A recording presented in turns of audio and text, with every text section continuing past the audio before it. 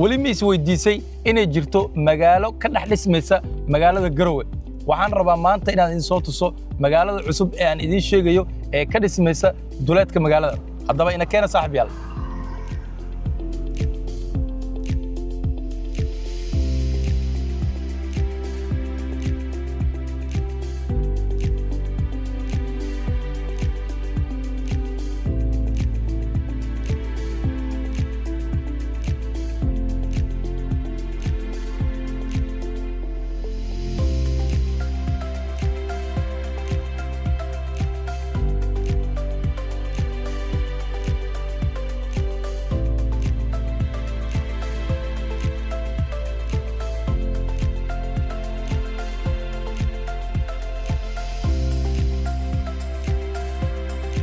waayahay waxaan soo gaaray xaafadda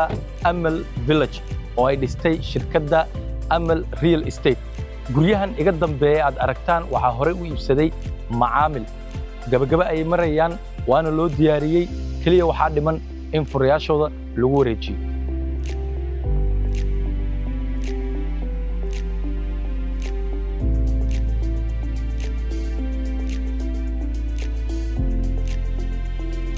guryahan aad arkaysaan waxa loo nashqadeeyay qaab casri ah oo la jaan qaadaya sida dunida hormartay oo kale xaafadan waxa ay leedahay dhammaan adeegyada muhiimka ah sida beero lagu lugeeyo biyo macaan koronto raqiis ah iskuulo international ah laamiyo casri ah supermarketyo suuqyo masaajid lagu cibaadeysto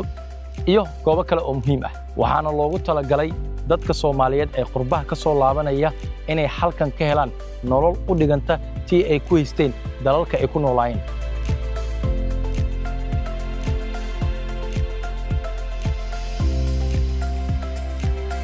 bal sawiro